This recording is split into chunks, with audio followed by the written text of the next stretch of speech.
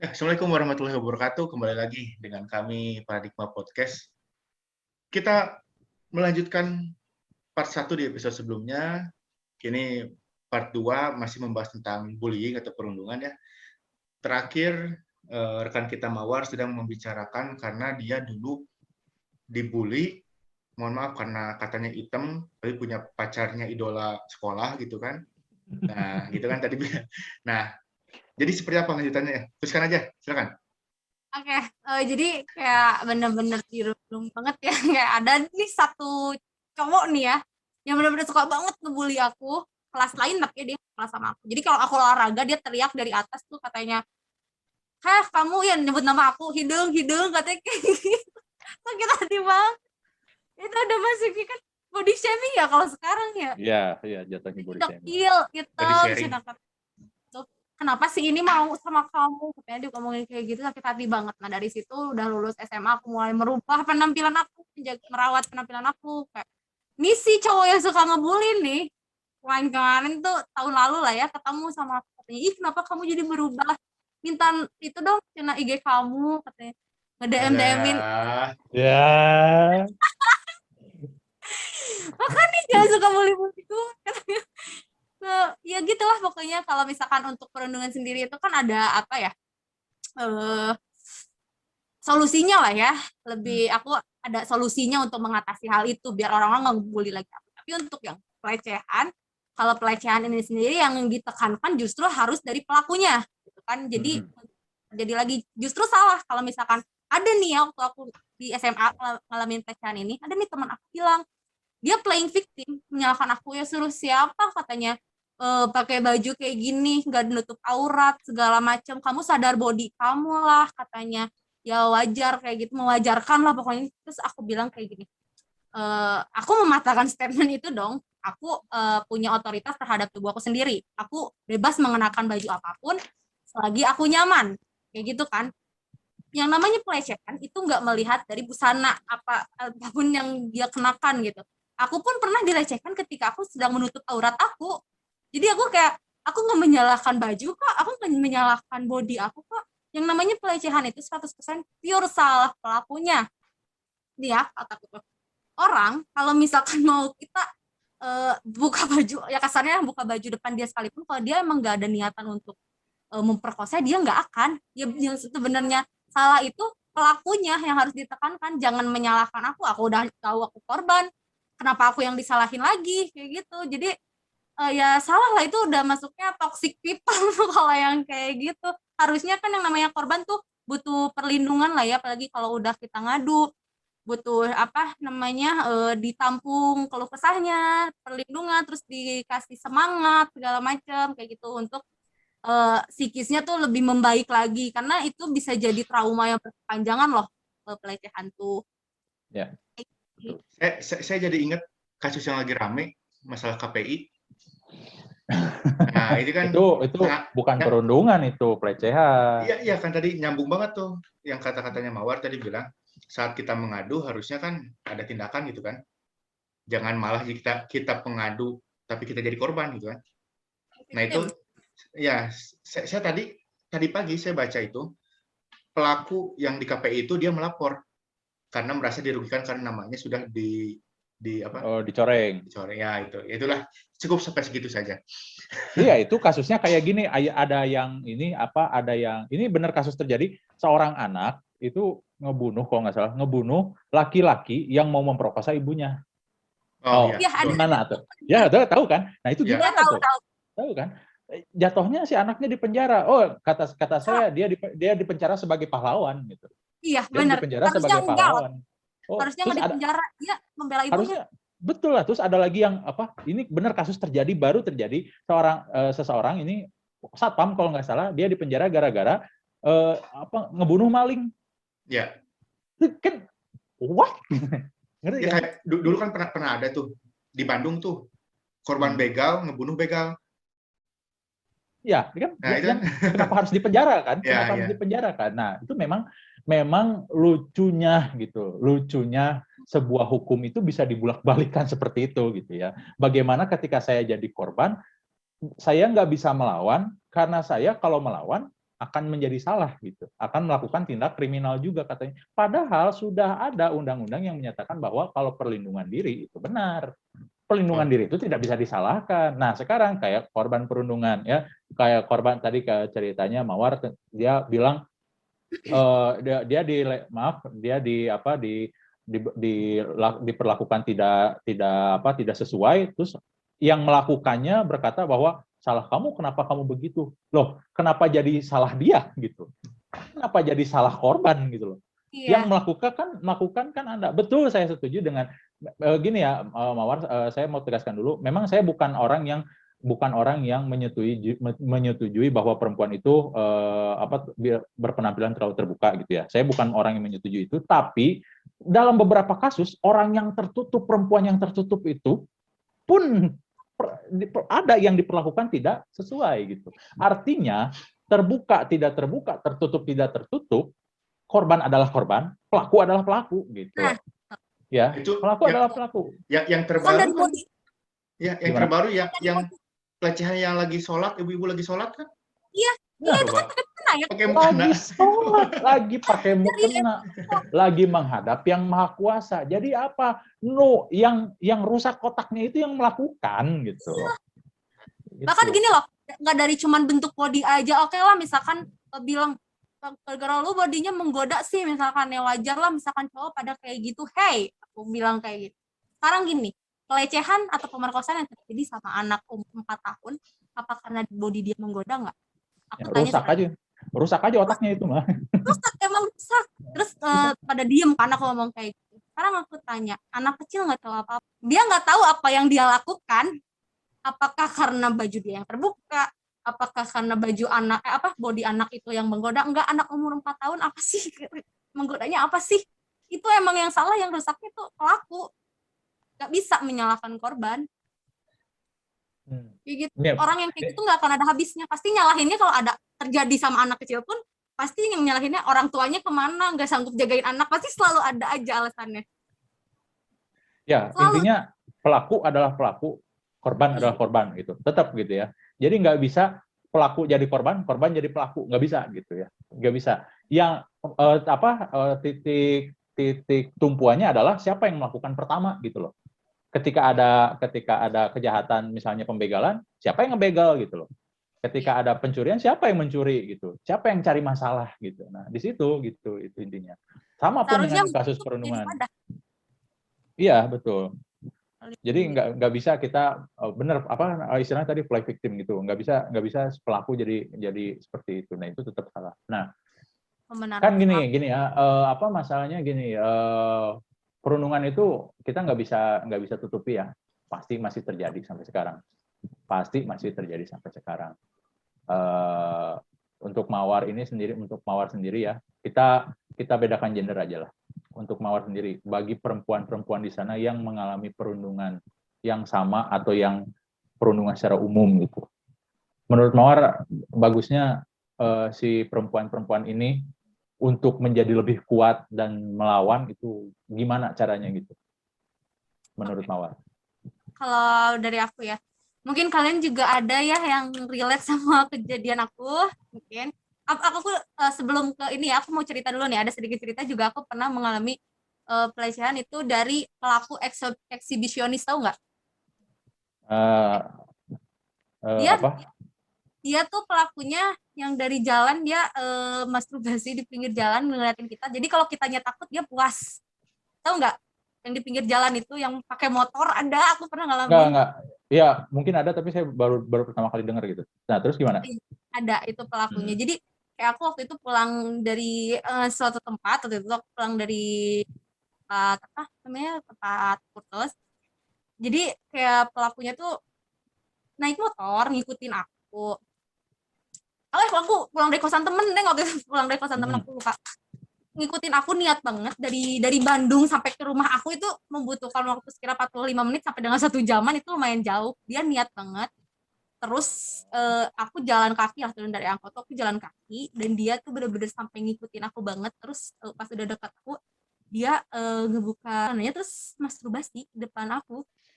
Aku ingat aku pernah baca satu. Iya sumpah bener.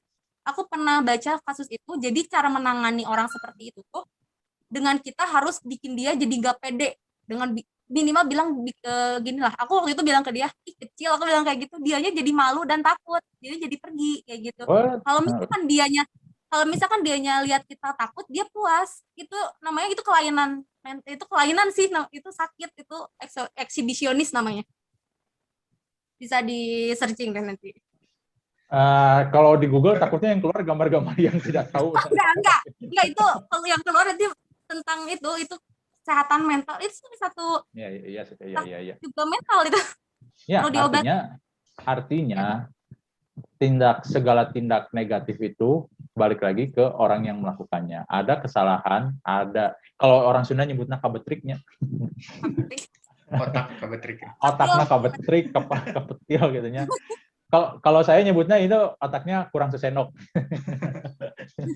Nah, gitu. Jadi ada satu hal yang membuat mereka melakukan tindak yang secara normal untuk orang normal itu enggak apa gitu. Karisma kepikiran nggak melakukan hal seperti itu? Masuk di akal. Gitu. Gini aja.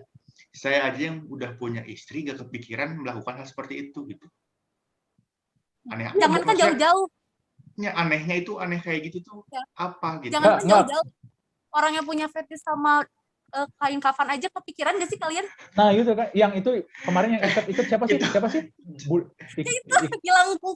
Gilang bungkus. Gilang bungkus kan?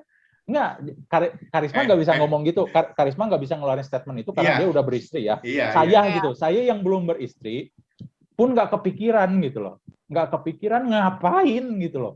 Ngapain kayak gitu loh. Rek naon gitu.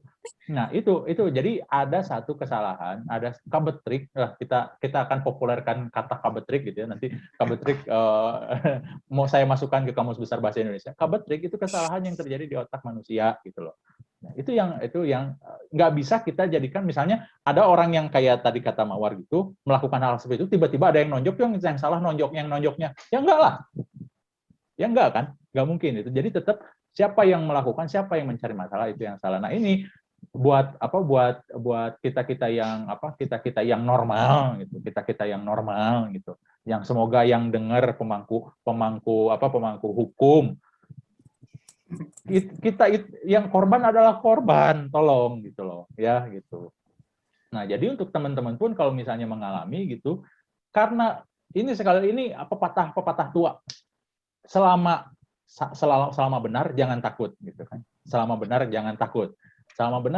Jadi ketika kita yang jadi korban, kita tidak melakukan kesalahan, jangan takut untuk mencari keadilan, untuk mencari kebenaran gitu. Dan itu yang harus teman-teman pegang untuk kalau misalnya teman-teman adalah korban perundungan itu sendiri. Saya pun sama. Saya pernah menjadi korban perundungan di SD, SMP, SMA. Tapi balik lagi, perundungan itu bisa jadi sebuah titik yang menjatuhkan kita ke jurang paling dalam, atau justru adalah motivasi negatif yang membuat kita berada di puncak paling tertinggi gitu. Itu yang saya alami waktu itu. Pokoknya saya nggak mau menyebutin jenjangnya kapan, tapi di satu jenjang sekolah tertentu saya itu sangat dirundung karena saya itu orangnya beda gitu. Saya udah bilang tadi Karisma ya, zaman saya muda, angkatan kita muda, lagu indinya itu adalah lagu-lagu rock gitu kan ya, lagu-lagu yang keras. Saya udah jadi anak senja sejak dulu. Kalau dulu Payung Teduh udah ada, saya udah jadi fans nomor satunya.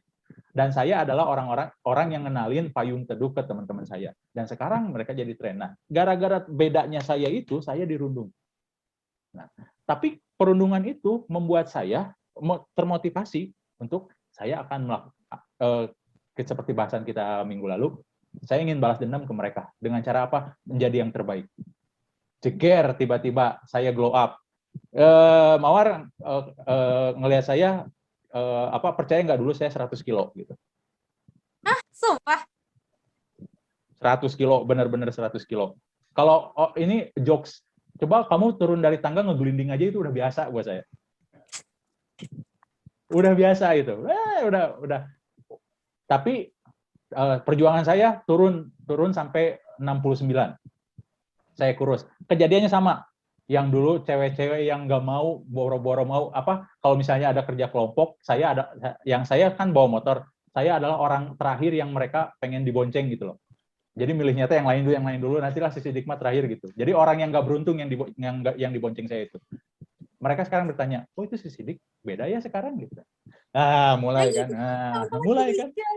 Kalau memang kalau cowok kan mereka yang lebih ngambil inisiatif. Jadi yang nanya nomor gitu, terus ngajak hangout gitu ya. Tapi kan kalau cewek biasanya enggak ya. Jadi mereka yang tebar pesona gitu di depan saya supaya saya yang mau gitu loh. No, Nehi gitu, Nehi enggak. Itu Anda kepedean atau kegeeran atau apa itu? Biarlah kepedean, gak apa-apa. Tapi ya kalau misalkan bisa digeneralisasi gitu ya, secara ininya manusia tuh emang nggak akan bisa berubah tanpa sebuah tamparan ya. Mungkin semua orang yang glow up tuh pernah merasakan hal terendah, titik terendah di hidup mereka yang bisa bikin mereka glow up gitu. Bukan secara fisik aja, tapi secara pendidikan, secara kepribadian, kayak gitu sih. Harus ada terendahnya dulu. Tapi sekarang kayak aku saya kembali teman-teman yang ngebully sekarang udah jadi apa sih? Udah kayak gimana sih? Si cantik apa sih? Keren apa sih? Mantap, suka kayak gitu. Mantap. Iya, tapi cuma gitu doang, karena mereka nggak mengalami tamparan di hidup mereka, nggak mengalami mereka. Jadi mereka motivasi kita bisa jadi apa-apa. Motivasi kita. Memang pada akhirnya saya udah nggak peduli lah mereka mau jadi jatuh, mau gimana, bodo amat lah. Karena mungkin saya udah tua gitu. Jadi pemikiran saya jadi ya udahlah, udah hidupnya masing-masing, saya adalah saya, kamu adalah kamu gitu. Jadi udahlah gitu, masa lalu. Cuman pada poin tertentu waktu saya masih muda dan liar gitu, saya selalu merasa berpikir seperti itu. Nah, saya sekarang udah di sini, kamu udah di mana gitu kan. Nih, saya udah bisa begini, kamu udah bisa apa gitu. Itu ya memang agak liar juga ya, agak terlalu agresif juga, tapi untuk korban perundungan itu bakal terjadi suatu saat nanti. Jadi jangan anggap perundungan itu hanya terjadi pada saat itu aja. Efeknya itu berantai gitu. Sampai tahun-tahun yang akan datang itu berantai gitu. Itu yang teman-teman gitu, kalau merasa kalian adalah pelaku perundungan ya, itu hati-hati gitu. Karena kalian itu nggak hanya merusak dan berbuat negatif pada saat itu aja, tapi akan berdampak. Dan juga ini sekali lagi menyoroti waktu itu gurunya Mawar, saya juga sama pernah diperlakukan seperti itu. Gini Mawar ya, ini ceritanya unik. Saya waktu masuk ke kuliah, masuk nih universitas bagus gitu ya, terus ketemu wali kelas, jenjangnya saya nggak akan kasih tahu. Ketemu wali kelas, inget nih, tukang sate jam 4 sore. Sampai inget gitu, Pak. Kalau misalnya Mawar udah punya prestasi, Mawar jadi guru misalnya, terus ada anak didiknya punya prestasi gitu, apa yang akan Mawar rasakan? Bangga. Nah, kejadiannya terbalik. Pada saat itu, si wali kelas saya nanya ke saya, Sidik sekarang di mana? Oh, alhamdulillah Bu, saya kuliah di UPI. Respon dia apa coba? Saya sekaget-kagetnya. Respon dia adalah, loh kok bisa? Ih, sakit hati banget. Aku kalau misalkan menempatkan diri menjadi Kak Sidik kayak sakit hati banget, kayak merasa direndahkan nggak sih? Kita emang seburuk apa sih? Ngerti kan? Wali kelas. Jadi gini, dia itu adalah guru IPA ya, guru IPA. Saya nggak akan spesifik mau fisika, kimia atau biologi ya. Dia itu guru IPA. Saya masuk jurusan IPA karena orang tua minta saya seperti itu. Saya nurut. Saya mencoba berbakti pada orang tua. Tapi dari dulu jiwa saya itu IPS. Jiwa saya itu bahasa. Nih buku saya buat waktu SMA. Saya itu udah jadi penulis waktu SMA. Tapi guru-gurunya masih pemikirannya masih konvensional, yang menganggap kalau anak yang jago IPA adalah pintar, yang nggak jago IPA adalah bodoh. Salah. Itu perundungan, bapak-bapak, ibu-ibu guru, itu perundungan bagi anak. Kalau anak tidak suka IPA, tidak suka matematika, tapi suka futsal, dukung. Nggak suka biologi, tapi suka ngegambar, dukung. didukung. Ya, betul. Itu loh. Ini yang membuat saya termotivasi menjadi seorang guru, menjadi seorang dosen, karena saya adalah korban perundungan oleh guru saya sendiri. Jadi bapak-bapak, ibu-ibu, teman-teman yang merasa pernah merundung seseorang, tolong lihat dia dirusak oleh Anda itu tidak pada saat itu aja, tapi pada tahun-tahun yang akan datang. Iya. Itu menyakitkan buat kita loh. Kalau untuk Nggak ada. orang-orang gitu kan, tapi buat kita menyakitkan gitu. Gak ada sih anak yang bodoh. Emang kalau aku ya mikirnya nggak ada anak yang bodoh. Mereka tuh pasti punya satu kemampuan di bidang mereka masing-masing. Punya potensi. Iya, jangan generalisasi semua anak yang pintar tuh dia jago matematika, dia jago IPA. Enggak seperti itu. Ada yang dia nggak bisa matematika, tapi dia jago di seninya. Dia bisa jadi seniman, mungkin dia bisa misalkan dia bikin lukisan yang harganya bahkan bisa dijual lebih mahal dari orang-orang yang bekerja di matematika gitu. Jangan seperti itu gitu. Harus didukung, bahkan jangankan ke guru aja gitu. Orang tua pun, para orang tua di luar sana gitu, aku berpesan banget ke anak-anaknya pun jangan menekan harus jago ini, harus jago itu. Enggak, harus dilihat dulu potensi setiap anak tuh apa. Harus didukung, difasilitasi juga, jadi biar anaknya tuh lebih merasa nyaman, menjadi dirinya sendiri, bisa lebih berkembang lagi. Itu sih yang paling penting. Betul, jadi perundungan itu enggak, kalau udah masuk ke fisik itu udah tindak kriminal, udah tindak pelecehan. Tapi kalau perundungan itu lebih menyerang ke otak gitu. Akan merusak pola pikir kita, psikis kita, akan merusak pola pikir kita sehingga kita itu menjadi punya pola pikir yang menyimpang lah, atau belok lah, atau kebetrik lah tadi gitu. Itu yang berbahaya dari sebuah perundungan gitu loh. Itu yang berbahaya dari sebuah perundungan. Jadi sekali lagi bapak-bapak, ibu-ibu, teman-teman, perhatikan lagi lingkungan kalian. Apakah kalian pernah merundung seseorang? Kalau merasa pernah, cepat-cepat minta maaf, cepat-cepat memperbaiki diri gitu, karena supaya lingkungan kita itu lebih kondusif gitu. Ingat, mungkin juga akan terjadi sebuah karma gitu kan, kita nggak mau kalau misalnya generasi keturunan kita itu menjadi korban juga kan, nggak mau gitu. Nah itu, jadi itulah jadi bahayanya perundungan gitu ya teman-teman. Jadi kita kan temanya perundungannya sekarang pertemuan, biasa kuliah ya, jadi pertemuan kali ini episode kali itu temanya perundungan. Jadi itulah bahayanya perundungan teman-teman. Jadi efeknya itu bertahun-tahun gitu. Efeknya itu jangka panjang terakumulasi dan tiba-tiba gitu. Dan tiba-tiba itu jadi ada satu momen orang itu bisa jadi baik banget atau bisa jadi buruk banget. Nah itu yang bahaya itu kalau benar yang diatur. Bagus lebih baik. Kalau lebih buruk dia diapa-apain nantinya karena dendam. Nah itu yang bahaya. Orang dendam kita nggak tahu kan. Sedikit cerita nih. Saya SMA itu nggak termasuk ya 5 besar 10 besar masuklah rankingnya. Sombong. Iya, saya sengaja sombong. Sombong, iya. Nah, ria. Satu saat ingat saya kelas 11 itu saya ranking 2 terbawah. Diumumin di kelas. Ranking 40 berapa? Hendak di bawahnya kan manggil nama saya. Perasaan saya, kenapa saya ranking seperti itu? Karena saya nggak sekolah sebulan 2 bulan. Saya membela kota di ajang olahraga. Membela kota, bukan sekolah, kota. Berarti masih sombong ya? Saya akan terus sombong. Nah, saya membela karena saya nggak ikut pelajaran, nggak ikut ulangan dan sebagainya. Akhirnya saya ranking 2 terbawah. Sekarang saya mikir, saya ke istri saya bilang gini, pokoknya nanti anak kita mau sekolah di mana, mau di swasta, di negeri, mau sekolahnya bagus, sekolah jelek, sekolah di mana aja. Yang penting ada satu tujuan hidupnya, dia ada prestasi di satu bidang. Saya sampai sekarang berpikir gitu. Kan kalau banyak kan kalau harus sekolah favorit, harus sekolah negeri, harus sekolah.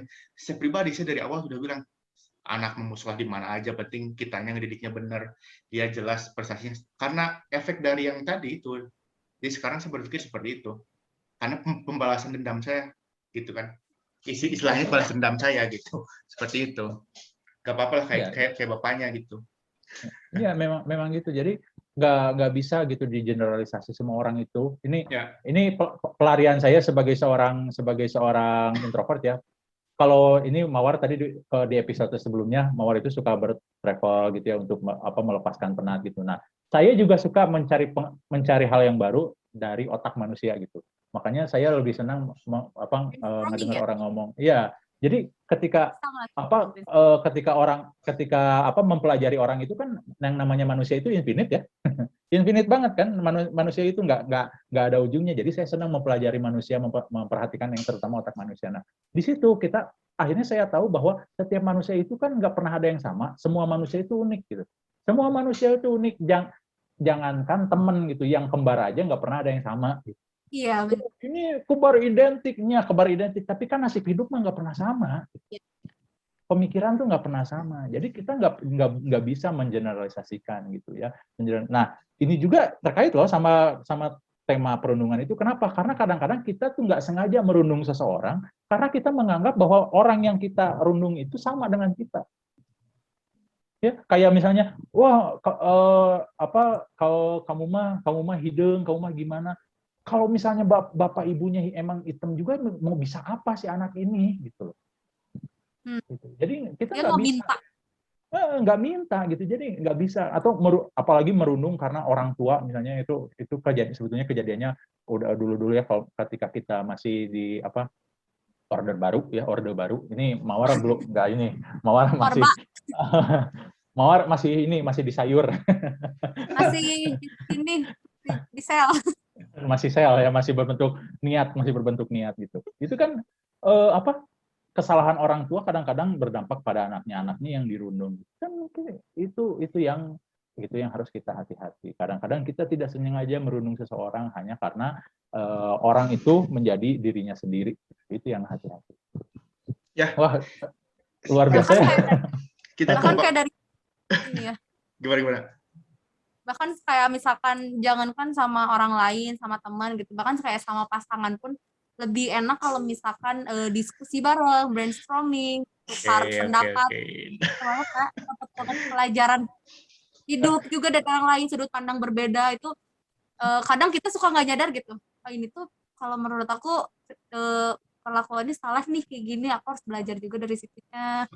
Ini misalkan bener nih, aku juga belajar dari situ sih. Nggak, Mawar itu baru merundung saya karena yang satu-satunya yang nggak punya pasangan di sini cuma saya.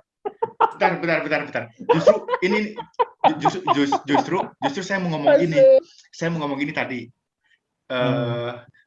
Yang saya ucapkan sekarang merundung nggak? Contohnya gini. Kalian dua-duanya jomblo tapi ngomongin pacaran, ngomongin hubungan. Itu perundungan bukan? Loh, bukannya Mawar punya pacar? Enggak, iya maksudnya.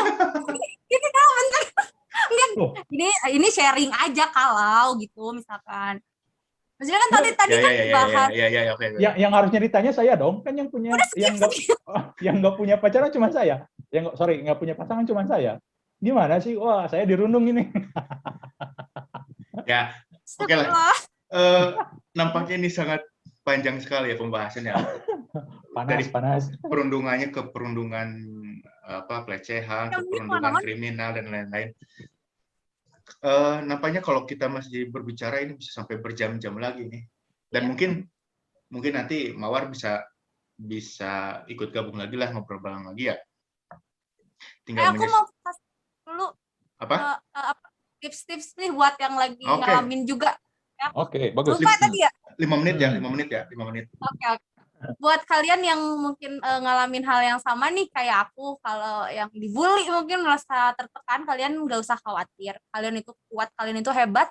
Kalian apalagi nih cewek-cewek, kalian cantik dengan cara kalian masing-masing. Kalian nggak usah takut, bakal banyak di luar sana orang yang bisa lebih menerima kalian. Tetap jadi diri kalian. Jadilah bulian itu jadi motivasi buat kalian ke depannya. Nggak usah takut hadapi orang-orang kayak gitu dengan prestasi kalian. Keberhasilan kalian di masa yang akan datang. Jadi buktikanlah dengan hal-hal yang positif ya. Ingat ya, yang positif, jangan jadi dendam juga ya.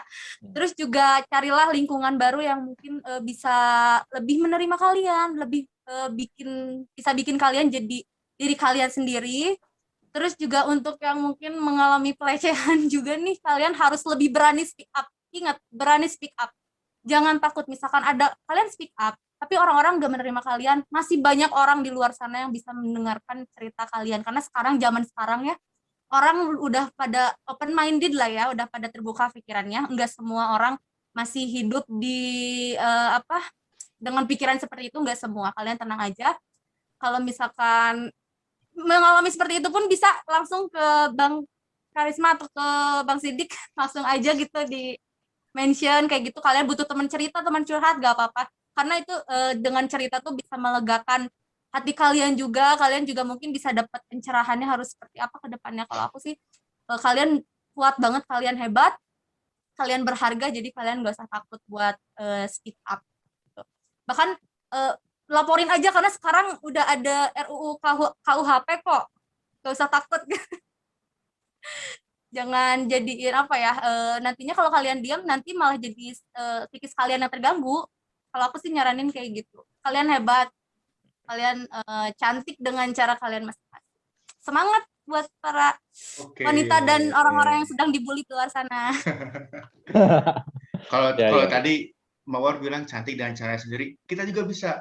Laki-laki tuh ganteng dengan caranya sendiri. Oh, enggak, salah. Gimana? Laki-laki penampilan itu bukan jadi center utama seorang laki-laki. Oke. Penampilanmu nomor 16 lah gitu. Laki-laki itu center utamanya adalah seberapa kuat dia untuk melindungi seorang perempuan. Ya, seberapa hebat dia untuk makanya kadang-kadang laki-laki itu misalnya ada yang takut berkomitmen dengan seorang perempuan itu karena saya belum punya apa-apa untuk kamu gitu. Kan ada yang seperti itu. Nah, jadi untuk laki-laki semangatnya bukan tentang gantengnya, tapi kamu adalah hebat menjadi diri kamu sendiri, berusaha dengan apa yang bisa diusahakan dan tetap berada di jalan yang benar. Itu adalah daya tarik kita gitu loh. Iya, entah dengan ganteng, dengan cara pandang, cara berpikir, atau dengan hal-hal yang lebih bisa dia tonjolkan ya di bidang lain. Jadi nggak usah khawatir, nggak usah insecure ya. Saya punya satu quote nih dari Bapak Gubernur, tapi mungkin bisa jadi lebih panjang lagi, ada yang pro dan kontra. Kalau Anda tidak tampan, jadilah mapan, gitu ya. Maka wajahmu termaafkan. Nah, itu kata dari Pak Gubernur itu. Ya, nah, itu kan ya hanya sebuah quote lah yang bisa dipikirkan. Oke, ya, terima kasih untuk Mbak Mawar. Mudah-mudahan nanti kita bisa ngobrol lagi ya. Karena saya tadi kalau harus di ranting-ranting lagi masih banyak pembahasan yang nampaknya masih menjadi keluh kesahnya itu. Ya, pasti. Banyak banget itu. Dan untuk teman-teman semua, terima kasih sudah bisa menyaksikan kami. Ya, inilah kami dengan apa adanya ya. Dengan keterbatasan gitu. Kami upload tiap Rabu dan Jumat pagi di Spotify dan YouTube. Minggu depan ya kita lihat saja apakah masih ada bintang tamu atau hanya kita berdua lagi menemani kalian semua. Apalagi ya? Udah aja kali ya. Sampai jumpa di lain kesempatan. Jaga kesehatan selalu. Semoga Indonesia kembali normal dan kita semua sehat dan bisa kembali beraktivitas seperti biasanya. Oke, terima kasih. Assalamualaikum warahmatullahi wabarakatuh. Waalaikumsalam warahmatullahi wabarakatuh.